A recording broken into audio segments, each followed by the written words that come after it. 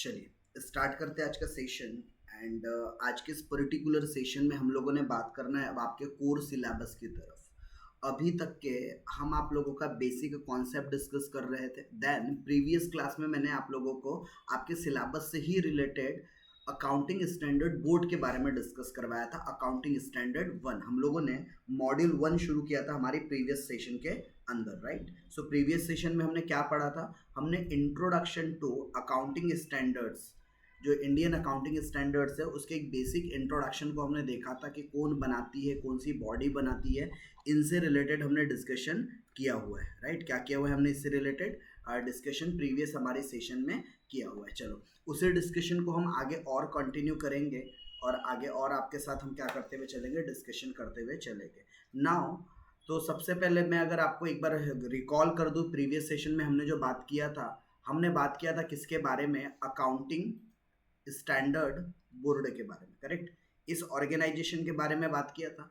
क्या करती है ये अकाउंटिंग स्टैंडर्ड बोर्ड? तो ये जो अकाउंटिंग स्टैंडर्ड्स लाए जाते हैं ना, ये इशू करने का काम जो होता है या जो इसको सुपरवाइज करने का काम होता है वो किसका होता है? अकाउंटिंग स्टैंडर्ड बोर्ड का। और अकाउंटिंग स्टैंडर्ड बोर्ड को कब कॉन्स्टिट्यूट किया गया था? तो which was constitute as a body in the year 1977। और ASB इज द कमिटी, ये एक कमिटी है जो किसके अंडर आती है? ये आती है आपके institute of chartered accountant of India, ICAI के अंदर आती है। इसके अलावा इसके कुछ और भी बॉडीज है, राइट। तो ये सारी उनके अलग अलग क्या है, बॉडीज के नाम हैं, करेक्ट, जो आपके अकाउंटिंग स्टैंडर्ड्स को इशू करने के या फॉर्मुलेशन में हेल्प करती है। So accounting Indian accounting standard का जो कॉन्सेप्ट है वो 2015-16 में लॉन्च किया गया, राइट। उसके पहले तक के ये वॉलंटरली था, लेकिन 2016 के बाद से कुछ जगहों पर इसको क्या कर दिया गया? मैंडेटरी। तो आज के टाइम में अकाउंटिंग स्टैंडर्ड कुछ जगहों पर क्या है? कंपलसरी है, और कुछ जगह पर स्टिल अभी भी क्या है? ऑप्शनल है। उसके अलावा हम लोग अगर बात करें, मैंने आपको गैप के बारे में भी बताया था।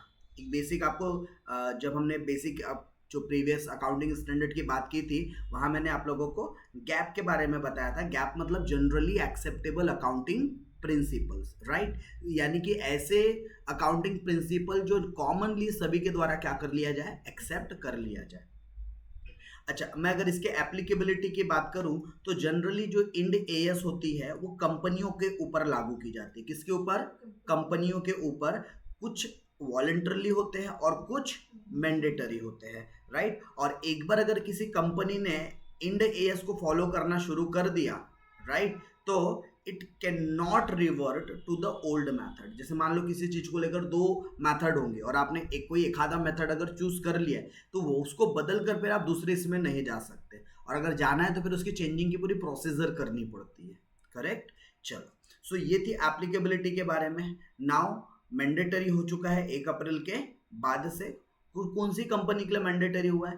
तो अगर इफ याद रहता है तो याद रखो, अदरवाइज जस्ट रीड करके छोड़ दो। तो कौन सी कंपनी के लिए मैंडेट है? Every company but net worth not less than 500 crore. मतलब कम, ये इंड AS उन्हीं के लिए कंपल्सरीली है जिनका टर्नओवर कितना होता है? 500 करोड़ से ज्यादा, मतलब 5 बिलियन से ज्यादा जिनका टर्नओवर है उनके लिए ये लागू है। अदरवाइज बाकी के लिए ऑप्शनल है। बट ये एकमात्र कंडीशन नहीं है, और भी कुछ कंडीशंस है, राइट। अब ये मैंडेटरी होता है किनके लिए? Mandatory applicability from the accounting period 1 अप्रैल से हर एक लिस्टेड कंपनी के लिए मैंडेटरी है। किसके लिए मैंडेटरी है? लिस्टेड कंपनी के लिए मैंडेटरी है। और अनलिस्टेड कंपनी अगर कोई है जो NSE BSE के अंदर लिस्ट नहीं है तो उनके लिए फिर 250 करोड़ तक की क्या है? लिमिट है। मतलब 250 करोड़ से ज्यादा और 500 करोड़ के बीच वाली कंपनी के लिए भी मैंडेटरी है। और 500 करोड़ के ऊपर तो वैसे भी मैंडेटरी है, फिर चाहे लिस्टेड हो चाहे अनलिस्टेड हो। और लिस्टेड कंपनी के लिए कोई लिमिट नहीं है।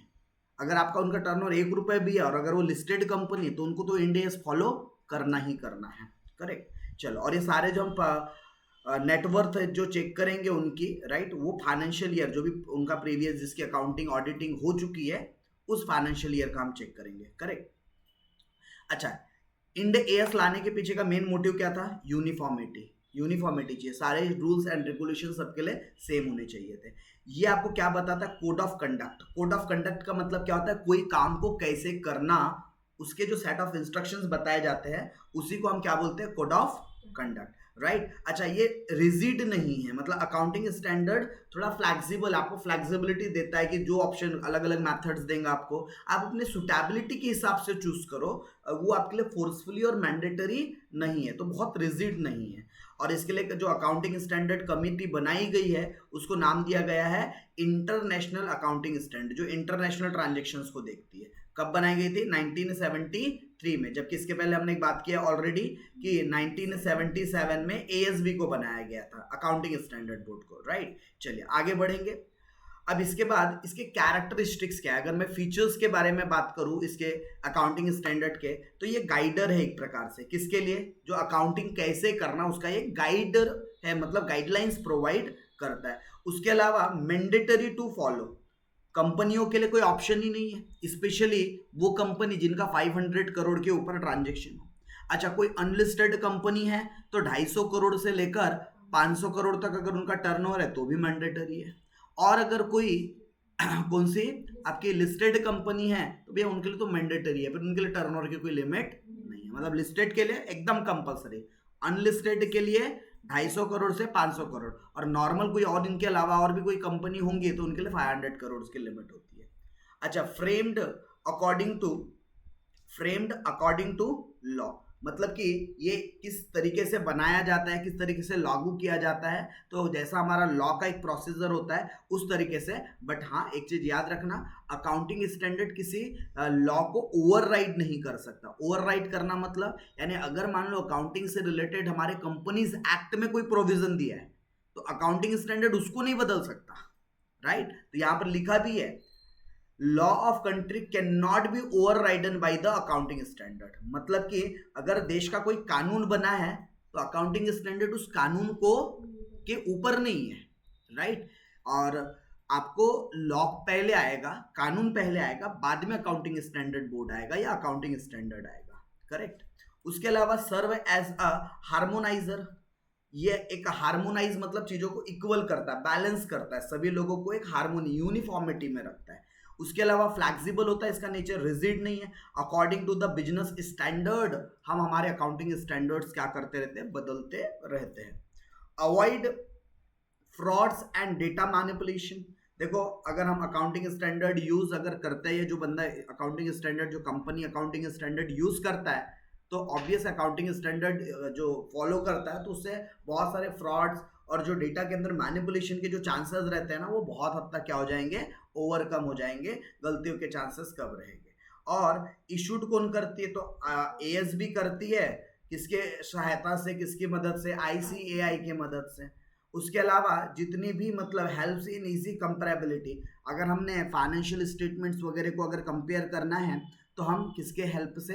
अकाउंटिंग स्टैंडर्ड्स के हेल्प से हम इजीली क्या कर सकते हैं? कंपैरिजन कर सकते हैं, और एक अच्छा खासा हमारा सही एक्यूरेट कंपैरिजन होता है। नाउ अगर मैं बात करूं कुछ quickly benefits of accounting standards के बारे में, तो हमने ऑलरेडी वैसे तो डिस्कस कर लिया है कि ये यूनिफॉर्मिटी प्रोवाइड करता है, करेक्ट। रिलायबिलिटी, भरोसे को बढ़ाता है। उसके अलावा भरोसे को क्यों बढ़ाता है भैया? ट्रांसपेरेंसी है, यूनिफॉर्मिटी है, तो लोगों का ट्रस्ट तो बनेगा। प्रिवेंट करता है कहां से? फ्रॉड या किसी प्रकार के मैनिपुलेशन से। ये असिस्ट करता है ऑडिटर्स को, जो कंपनियों के ऑडिटर्स होते हैं वो अकाउंटिंग सारे रूल्स एंड रेगुलेशन उनको क्या करते हैं? मदद करते हैं ऑडिट करने के लिए। कंपेरेबिलिटी मतलब कंपेयर करते हैं चीजों को, राइट, उसी को हम लोग क्या बोलते हैं? कंपेरेबिलिटी। और कंपेरेबिलिटी के बाद डिटरमाइनिंग द मैनेजरियल अकाउंटेबिलिटी, मतलब कौन से काम के लिए कौन पर्सन जिम्मेदार है, ये भी अकाउंटिंग स्टैंडर्ड आपको बता देगा, उनकी अकाउंटेबिलिटी सेट कर देगा, करेक्ट। अच्छा, ये तो बातें उनके कुछ फायदे या फिर उनके कुछ एडवांटेजेस से रिलेटेड। अकाउंटिंग स्टैंडर्ड में कुछ खामियां भी है, उसकी कुछ कमियां भी है, उसकी कुछ लिमिटेशंस भी है। अब वो क्या लिमिटेशंस है? तो difficulties between the choosing alternatives. देखो अकाउंटिंग स्टैंडर्ड आपको दो रास्ता बता देगा, बोलेगा ये कर लो नहीं तो वो कर लो, तो काफी जगह पर हमें दिक्कत होती है हम कौन सी मेथड फॉलो करें वो चूज करने में। जैसे इस सेशन के बाद हम हमारा नेक्स्ट सेशन जब स्टार्ट करेंगे तो वहां हम लोग AS2 वैल्यूएशन ऑफ इन्वेंट्री की बात करेंगे।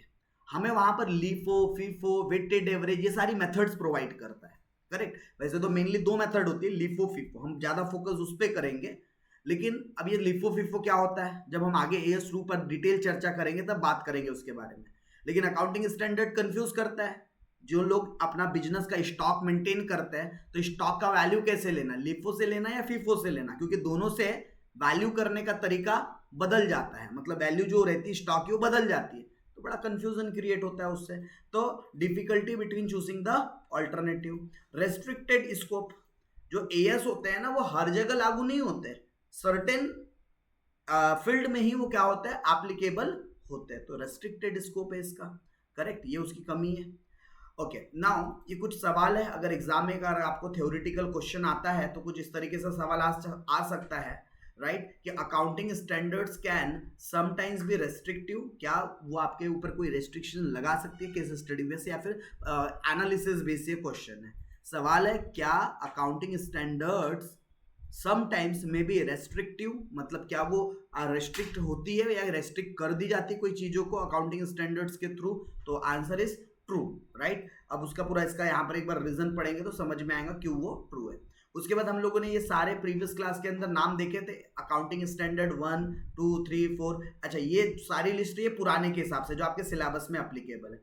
कल हमने प्रीवियस सेशन में जो देखा था, हमारा जो प्रीवियस सेशन हुआ था वहाँ AS 6 नहीं था, याद होगा आपको तो, और AS 10 का भी नाम वहां पर क्या था, प्लांट प्रॉपर्टी एंड इक्विपमेंट, और मैंने कहा था ये सब खत्म होकर अब PPE बन गया है। तो जो हम लोग प्रीवियस सेशन में जब AS 10 देख रहे थे, नाम जस्ट हम जब देख रहे थे, तो वो प्लांट प्रॉपर्टी इक्विपमेंट वो अपडेटेड था, और ये आपके पास सामने जो लिस्ट है ये सारी पुराने और जो आपको एप्लीकेबल जो शीट या फिर आपको जितने AS एप्लीकेबल है उसके बारे में।